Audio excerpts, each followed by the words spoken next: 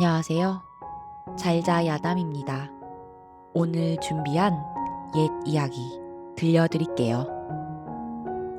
만삭 며느리 내쫓은 시어머니. 바람이 뼈 마디 사이로 새어 들어왔습니다. 진눈깨비는 살을 내듯 매섭게 몰아쳤지요. 그 추운 날 소복 하나 걸치고 배가 남산만한 만삭의 여인이 차가운 마당에 엎드려 있었습니다. 그녀 앞에 지프로 만든 낡은 주머니가 하나 툭 던져졌습니다. 검은 얼룩이 가득한 낡고 보기 흉한 망태기였지요. 우리 가문의 대를 끊으려는 이 부정한 거사. 이거나 챙겨들고 당장 나가거라. 내 눈에 띄지 않는 곳으로 가야만 할 게다. 시어머니의 눈빛은 칼날 같았습니다. 그녀는 얼룩진 옷을 부여잡고 오열했습니다. 이 여인의 이름은 연지였습니다. 어머니, 제발, 이 밤에 어찌 가라 하십니까? 뱃속에 아이가 가여워서라도 제발. 대문은 쾅 하고 닫혔습니다. 연지의 손엔 감자 몇 개가 든 낡은 망태기뿐이었지요. 아무리 불러도 대답 없는 대문 앞에서 그녀는 발길을 돌릴 수밖에 없었습니다. 터벅 터벅 걸은 지 얼마나 지났을까요?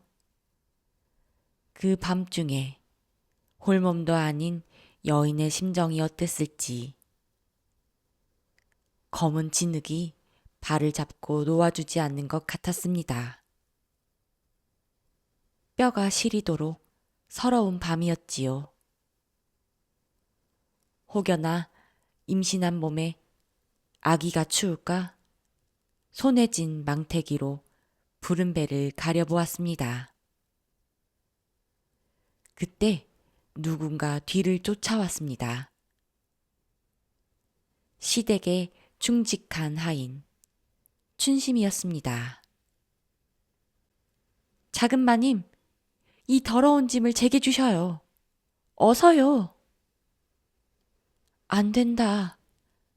어머님이 주신 마지막 물건이야. 내가 손대면 안 돼. 그때 춘심이가 다가와 조용히 속삭였습니다. 마님이 전하신 말이 있습니다. 그 망태기인지 보따리인지 말이에요. 내일 동이 트기 전까지 절대 열어보지 말라 하셨어요. 춘심이의 눈은 떨리고 있었습니다. 대체 이 악취나는 짐이 무엇이길래? 연지는 망태기를 가만히 만졌습니다. 못난 감자 아래 묵직한 뭔가가 있는 것 같았습니다. 연지는 궁금했지만 시어머니의 말씀을 따르기로 했지요. 기이한 기운이 산길을 덮었습니다. 마을을 벗어나 깊은 산길을 오르던 중 연지와 춘심이 앞에 낡은 오두막이 보였습니다. 두 여인은 눈바람을 피해 방으로 들어갔습니다. 망태기를 내려놓고 잠시 긴장이 풀려서일까요? 연지는 잠깐 잠이 들었습니다. 그때였습니다. 방 한 구석에 놓아둔 망태기가 저 혼자서 기괴하게 떨렸습니다. 그리고 순간 고약한 냄새가 뿜어져 나왔지요. 춘심아, 이 고약한 냄새를 도저히 못 참겠구나. 속이라도 봐야겠다. 안 됩니다요. 이건 단순한 짐이 아닐 거예요. 마님 말씀대로 내일 동이 트기 전까지 열어서 안 됩니다요. 춘심이는 거듭 당부하더니 측은한 눈빛으로 말했습니다. 작은 마님, 저는 이만 다시 집으로 돌아가야 해요. 몸 조심하세요. 춘심이가 떠나고 연지는 빈 오두막에 홀로 누워 있었습니다. 지독한 악취는 조금씩 잦아들었고 그제서야 연지는 깊은 잠에 빠졌습니다. 같은 시간 박씨 부인은 안가에 돌처럼 앉아 있었습니다. 만삭의 며느리를 잔인하게 내쫓은 그 큰 마님 말입니다. 순간 문이 스르륵 기분 나쁘게 열렸습니다. 뱀 같은 눈을 가진 최참봉이 들어왔습니다. 그의 야비한 웃음이 방 안을 가득 채웠습니다. 크흐흐, 며느리까지 내쫓다니 참으로 독하십니다요. 허긴 그래야 저와 손을 잡지 않겠습니까? 박씨 부인은 눈을 감고 최참봉을 쳐다보지 않은 채로 말했습니다. 부정한 핏줄은 내 손으로 끊었소. 연지 그것은 신경 쓰지 말고 이제 우리가 나눌 큰 재물만 생각하시오. 최참봉은 껄껄 웃었고 박씨 부인의 입술은 파르르 떨렸습니다. 그녀는 뭔가 탐탁지 않은 표정이었습니다. 그날 밤 박씨 부인은 잠을 이룰 수 없었습니다. 방에 부딪히는 바람 소리가 마치 며느리의 비명처럼 들렸기 때문이지요. 그렇게 10년이란 세월이 쏜살같이 흘렀습니다. 부잣집 며느리였던 연지의 손등은 나무 껍질처럼 거칠게 갈라져 있었습니다. 만삭의 몸으로 버려졌었던 연지는 홀로 애를 낳아 아들 돌석이를 키우기 위해 약초를 캐서 팔았습니다. 아들 돌석이는 건강하게 잘 자라주었습니다. 방의 구석자리엔 박씨 부인이 준 그 망태기가 여전히 놓여 있었지요. 그런데 10년 전 그때와는 달랐습니다. 고약한 악취가 아닌 기묘한 향이 은은히 퍼졌지요. 돌석이가 망태기를 들고 오더니 어머니, 이 낡은 망태기에선 참 이상한 냄새가 나요. 맡다 보면 머리가 맑아져요. 연지는 돌석이를 안아주었습니다. 이건 우리를 지키는 약이란다. 내 할머니가 남겨주신 유일한 보물이야. 망태기엔 귀한 약초가 숨겨져 있었지요. 처음엔 썩은 감자 냄새인 줄만 알았는데 알고 보니 겉을 감싼 오물들이 귀한 약초를 발효시키며 독기를 빼내고 있었습니다. 신기하게도 그 향을 맡을 때마다 아픈 곳이 씻은 듯이 나은 것 같았습니다. 사실 10년 전 박씨 부인은 며느리를 내쫓고 며칠 뒤 큰 사건이 벌어졌습니다. 박씨 부인이 머물던 본가엔 큰 불이 났었지요. 매캐한 연기가 사방을 덮었습니다. 불꽃은 뱀처럼 집을 삼켰습니다. 그 험한 불길을 마주보며 박씨 부인이 서 있었습니다. 그녀는 마치 실성한 사람처럼 목소리를 높였습니다. 내 비록 악기로 남을지언정 내 핏줄만은 지키리라. 그때 그 모습을 지켜보던 사람이 있었습니다. 최참봉이었습니다. 그는 비열한 웃음을 지으며 그래 다 타버려라. 쥐새끼 하나 남기지 말고 싹 다 태워라. 결국 그날 박씨 부인은 그 큰 불길 안에서 생을 마감했습니다. 대체 무슨 일이 있었던 것일까요?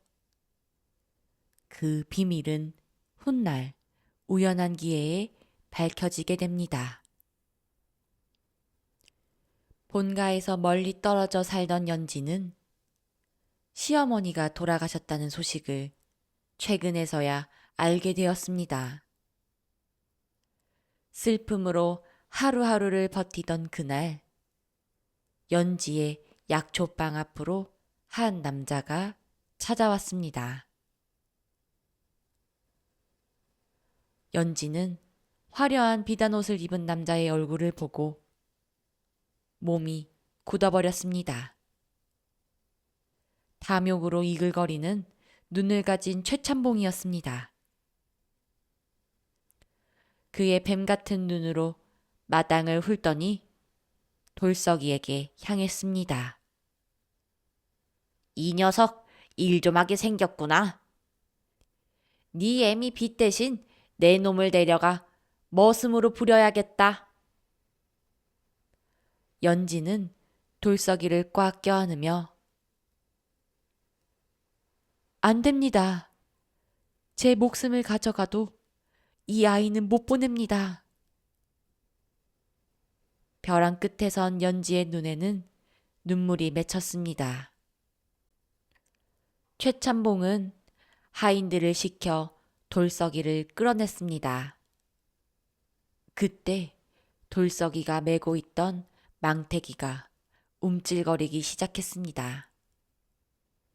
놀란 최참봉은 들고 있던 지팡이로 망태기를 후려쳤습니다. 그러자 망태기에서 고약한 악취와 함께 검은 연기가 쏟아져 나왔습니다. 이게 뭔 냄새냐? 이런 괴상한 것을 가지고 있다니? 최참봉이 막대기로 연거푸 망태기를 두들겼습니다. 그때 망태기에서 뿜어져 나온 연기가 최참봉과 하인들을 휘감았습니다. 잠시 후 하인 한 명이 픽 하고 쓰러졌고 옆에 있던 하인도 털썩 주저앉았습니다. 최참봉은 뭔가 잘못되고 있다는 것을 느꼈습니다. 쓰러져 있던 하인 중 하나가 갑자기 벌떡 일어서 최참봉에게 달려들었습니다. 이놈이 정신 차려라. 내가 네 주인이다 이놈아. 그때 하인이 최참봉의 지팡이를 빼들더니 귀신에 쓰인 듯 중얼거렸습니다. 최참봉, 내 놈이 감히 내 집을 태우고 주인 행세를 하느냐? 저 망태기 속의 원혼이 네 놈을 부르고 있느니라. 하인의 입에서 나온 목소리는 죽은 박씨 부인의 것이었습니다. 최참봉은 비명을 지르며 나자빠졌습니다. 아이고 마님이 어찌 살아 돌아오셨소. 제발 살려주시오. 내 놈의 잘못을 직접 고하라. 그렇지 않으면 너는 오늘을 넘기지 못할 것이다. 그 하인은 바닥을 기어 연지와 돌석이 쪽으로 다가오더니 너희 목숨만을 살리려고 내가 그렇게 모질게 굴 수밖에 없었구나. 나를 용서해라. 박씨 부인은 최참봉의 음모를 알아채고 자신의 가족을 지키기 위해 희생했던 것이었습니다. 우리 가여운 며느리, 그리고 세상에 둘도 없는 우리 손주. 사랑한다. 하인은 마지막 말을 남기고 픽 쓰러졌습니다.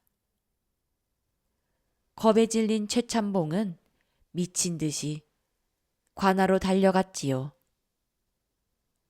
그는 귀신이 쫓아온다며 울부짖었습니다.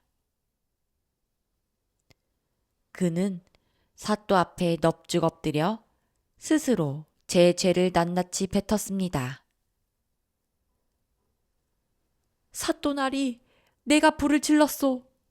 박씨 가문의 재산을 뺏으려다가 내가 다 죽였소. 제발, 제발 저 귀신 좀 치워주시오. 네 이놈! 천벌이 두려워 이제야 실토하느냐?